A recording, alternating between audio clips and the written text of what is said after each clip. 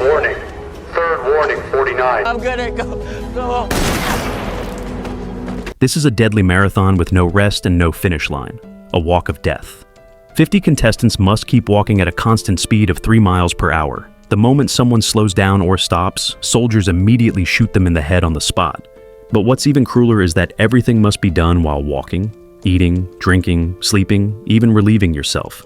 If anyone stops for more than 10 seconds, they're instantly eliminated. The race doesn't end until there's only one person left on the road. Years later, America is no longer the powerful nation it once was. Endless civil wars have turned the country into chaos.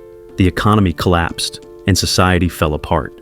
In these dark times, the people had lost all hope. To inspire the nation, the government came up with a twisted idea: an annual, live broadcast walking competition. The rules sound simple. Each year, 3 to 5 young people are selected from every state, forming a total of 50 contestants. Whoever finishes the entire walk without being eliminated wins. The prize? A massive sum of money and one wish. Any wish granted by the government.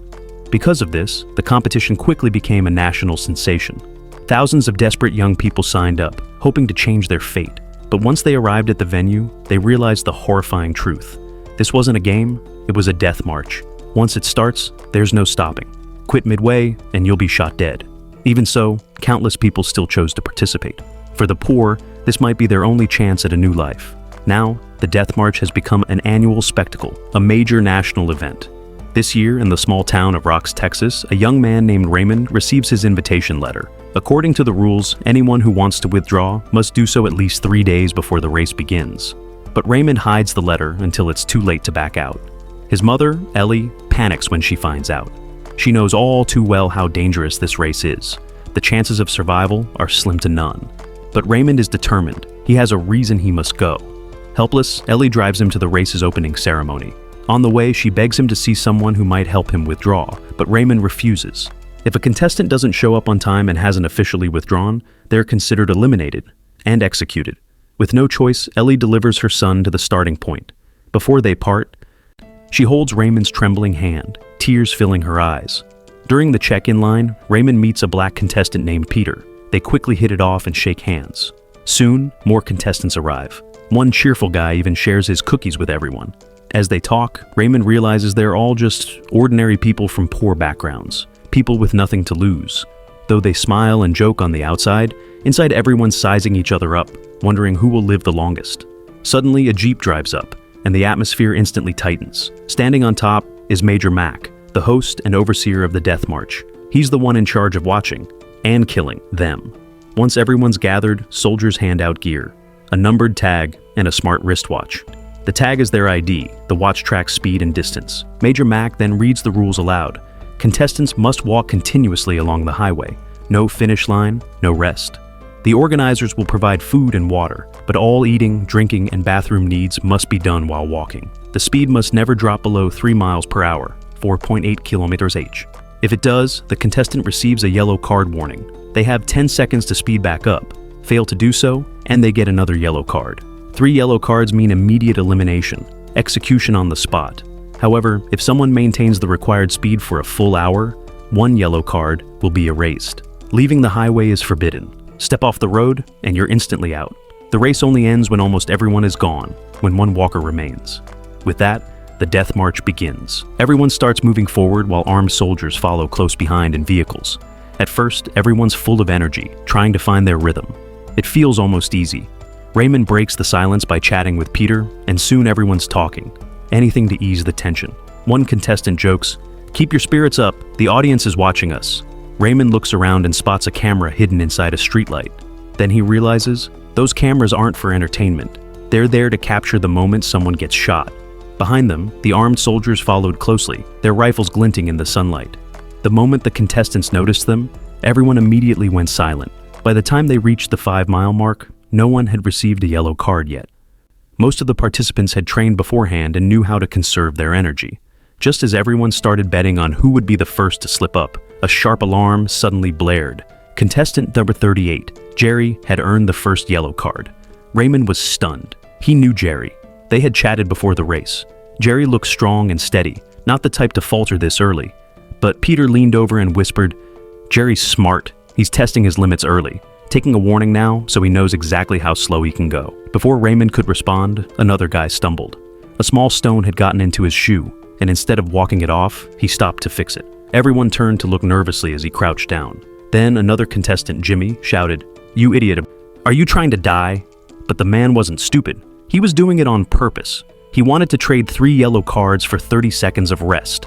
Jimmy quickly snapped back, "The race just started. You think that's worth it? Now you'll have to walk 3 straight hours without a single warning just to make up for it." The guy glared at him. "We'll see who gets shot first." The race reached the 7-mile mark, and the group had already broken into smaller clusters. Raymond and Peter kept a steady pace at the front. After a while, Raymond finally spoke up, his tone heavy. "This whole thing, it's meaningless. The prize doesn't matter.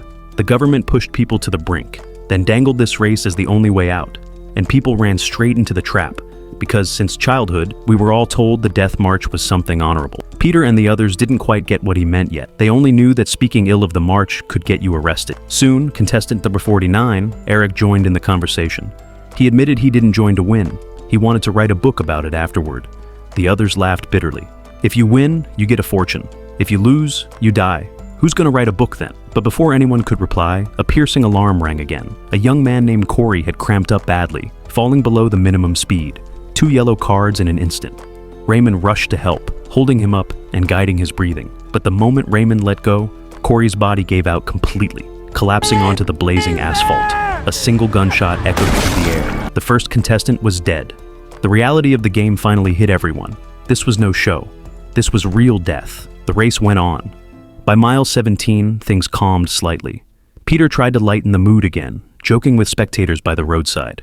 A little girl waved a sign cheering him on, and Peter winked, making everyone laugh.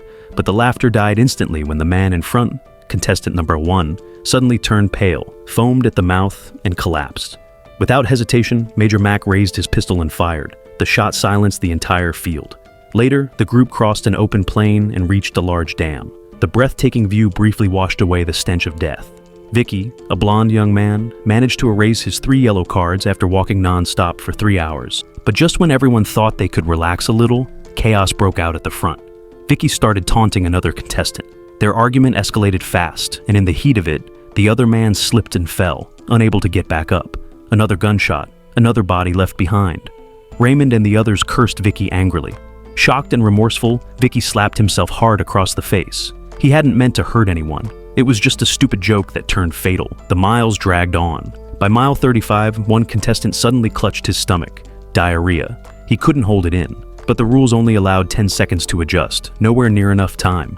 So he had no choice but to relieve himself while walking. The air instantly filled with a foul stench. And as if that humiliation wasn't enough, the man's body started cramping, his pace slowing to a crawl. 3 yellow cards later, another gunshot echoed. One less walker. Everyone now understood. This endless night was death's harvest. By midnight, exhaustion hit like a wave. Raymond and Peter gritted their teeth, forcing themselves to keep going. They talked about everything. Constellations, family, even random gossip, just to stay awake. But their legs felt like they were made of concrete, and their eyelids fought to stay open. Gunshots echoed through the darkness as one contestant after another collapsed. It was going to be a long, brutal night. Raymond ran purely on willpower now. His body screamed in pain, his knees heavy as lead, his vision fading. Just as he was about to pass out, Peter rushed over and dumped cold water on his head. Raymond gasped, shivering violently, but the shock brought him back. With Peter's help, he managed to survive the night. Finally, dawn broke. The horizon turned pale gray, the sign of life after death. By then, they had walked 59 miles. Out of 50 contestants, fewer than 20 remained. As they reached the city's edge, Peter turned to Raymond and asked, "You think you can win this?" Raymond shook his head. Peter smiled faintly. "Yeah, me neither." He admitted that when he signed up, he thought the guns were fake, that the killings were staged for TV. But now he knew the truth. If you stop, you die. To win, you needed more than strength. You needed your mind. Only willpower could save you now. 18 walkers remained. The race was far from over. By the time they hit mile 67, everyone was running on fumes, even Peter, who had seemed unstoppable. Everyone trudged forward like walking corpses, their steps heavy and lifeless. Suddenly, a sharp alarm shrieked through the air. It was Eric, the man who had dreamed of writing a book about the race. At some point, he'd twisted his ankle and could no longer keep the minimum pace. 3 yellow cards later, the gunfire came. Cold, precise, merciless. Raymond and Peter both felt a pang in their chests. They had seen this scene too many times already. The sound of a body hitting the road, followed by silence. After who knew how long, they finally crossed the 100-mile mark. Major Mac reappeared, his voice booming through the loudspeaker, cheering them on as if they were heroes. One contestant muttered, "How's he so damn energetic?" Another scoffed, "Of course he is. He doesn't have to walk. He eats, showers, and sleeps while we die out here." Before anyone could laugh, one contestant suddenly veered toward a convenience store, trying to escape. Within seconds, he was gunned down by local citizens, the same ones cheering minutes ago. Everyone stiffened. The message was clear. There was no way out. The next few miles were eerily quiet. No gunfire, no words. They passed through a small town and into another stretch of open plains. Peter, trying to lighten the mood again, asked, "So, when one of us wins, what's your wish gonna be? You can ask for anything. That's what they say." Someone shouted, "I want a rocket to fly to the moon," another said. 10 beautiful women. A third sighed, "A massage and a bed." Others just dreamed of one good meal before dying. Raymond didn't join in. Even when Peter asked directly, he simply said, "My wish has something to do with this race." That cryptic answer stirred the others. After all the pain and loss, they'd come to see the race for what it really was. A government-sanctioned slaughter, nothing like the glorious propaganda they'd grown up believing. For the first time, anger replaced fear. They raised their fists and shouted, "To hell with the death march! To hell with Major Mac!" For a brief moment, the suffocating atmosphere cracked open, a glimpse of humanity shining through. By mile 130, night fell again, and this time, rain poured down. Heavy, blinding rain that stung their eyes. Raymond and Peter supported each other. When one stumbled, the other held him up. They took turns resting, barely staying alive. When dawn finally broke, 17 walkers had become 12. On the road that morning, a black contestant suddenly stopped. Raymond panicked, thinking he was about to collapse. But instead, the man just pulled down his pants and relieved himself by the roadside. He timed it perfectly, standing up at the 9th second before the warning expired. Peter grimaced. "Just stay downwind, bro." The man laughed awkwardly and hurried ahead. After he left, Peter turned serious again. "So, what's your wish really about?" Raymond hesitated. Then, after Peter promised to keep it secret, he finally spoke. "If I win, my wish is to kill Major Mac." Peter froze. Raymond continued, voice trembling with anger. "My father believed in freedom, in ideas, in truth. But in this America, that's a crime. Mac was the one who led the squad that arrested him. All my father had to do was bow his head, just once, and he might have lived. But he spoke his mind instead, and Mac shot him, right there." The memory burned like fire. Raymond clenched his fists. "This isn't just about my father. It's about our whole generation. We were born into a system that kills anyone who dares to think. I don't want to be a hero. I just want justice." He looked at Peter with raw determination. "If I win, I'll use my wish to take Mac's rifle, and I'll end him myself." Peter said nothing. He wanted to talk him out of it, but couldn't. By mile 170, more contestants started dropping. Gunfire echoed again and again. Some lost their minds, stripping off their clothes, screaming, running off the road, only to be cut down instantly. Then came the third night. The race passed 200 miles. Their feet were nothing but blisters and blood. They leaned on each other to keep moving, swapping positions to rest for seconds at a time. But their legs no longer obeyed them. They were walking on sheer willpower alone. Suddenly, Jimmy, the man who had been complaining since the start, snapped. He turned and lunged at a soldier, trying to grab his gun.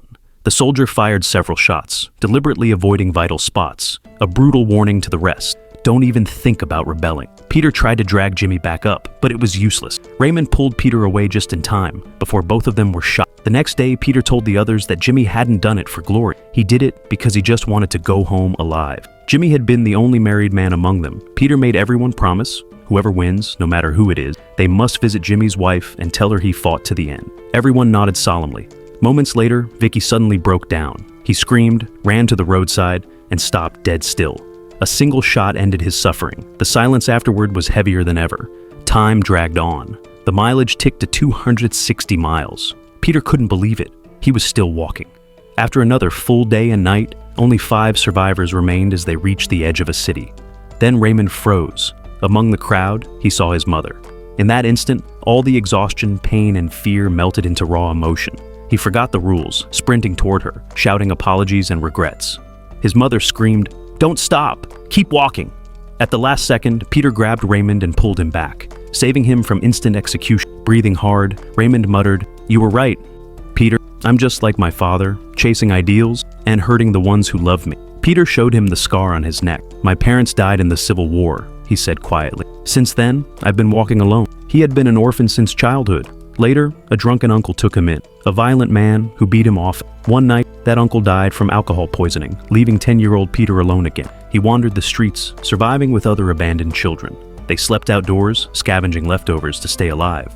When the government finally took them in, things didn't improve much. Peter had a short temper, often stealing or causing trouble, anything to prove he still existed. One day he messed with the wrong people. They slit his neck and left him to die. The scar on his throat was from that night. Somehow, Peter survived and woke up in a hospital. Having brushed so close to death, he suddenly understood life. From that day, he swore that no matter how hard things got, he would keep living, because giving up was the real failure. Raymond looked at him, tears in his eyes. "You found a reason to live," he said quietly. "But I don't have that kind of courage." Peter smiled faintly. "That's why you have to live, Raymond. I've got nothing left to lose. But if I win, I'll use my reward to help all the kids who've been abandoned like me. I've always wished I had a brother, and now I do. If you survive, promise me you'll go back home to your mother and live for both of us." Raymond nodded, his voice trembling, thanking Peter for never leaving his side. Soon, they reached the 300-mile mark. The man leading the group, Parker, suddenly snapped. He charged at a military jeep, grabbed a soldier's gun, and fired. Before he could even take a second shot, the others gunned him down. No one dared stop walking. The 4 remaining contestants pressed on in silence. At 324 miles, the black contestant began to bleed heavily from his nose. He knew it was internal bleeding. The end was near. He took off his necklace and pressed it into Raymond's hand. "If you make it out alive," he said weakly, "give this to my grandma." Raymond nodded hard. A few moments later, another shot echoed behind them. When they reached 326 miles, Raymond learned that one of the remaining contestants, Jerry, was actually Major Mac's illegitimate son. Jerry said he'd once dreamed of being acknowledged, of sitting with his father for a cup of tea, but now he knew that day would never come. His voice shook as he spoke. "The real Death Walkers. They don't just walk beside you, they live inside you." Then Jerry slowed down, 1 step, 2, until the gunfire rang out again. He fell, leaving only Raymond and Peter still walking. As they trudged forward, Raymond began to talk softly. "When I was a kid, I didn't understand death. Not until the day I watched my father face it. I was terrified then, shaking all over. But now, I think I finally get it. We all die. What matters is how we spend the time we have left." For the first time, Raymond smiled, calm, peaceful. At 331 miles, they heard the sound of cheering up ahead. The finish line, the crowd, the cameras. Peter turned to Raymond and stared for a long time, as if trying to memorize his face. Then suddenly, Peter's knees buckled. He dropped down. "Get up!" Raymond shouted. "It's not over yet." Peter looked up weakly. "Keep going, Raymond. Don't stop now." But before he could realize it, Raymond had already stopped walking.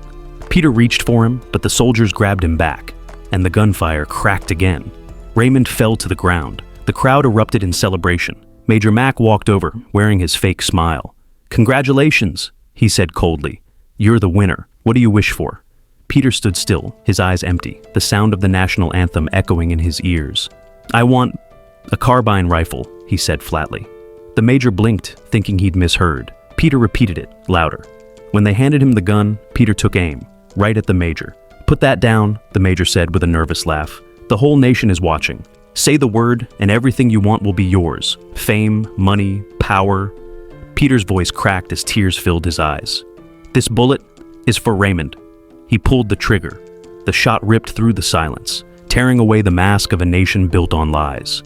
And just like that, the cruel walk of faith came to its end. All right, that's all for today's recap. Thanks for watching. Your likes, comments, and subscriptions are the greatest support for us. See you in the next video.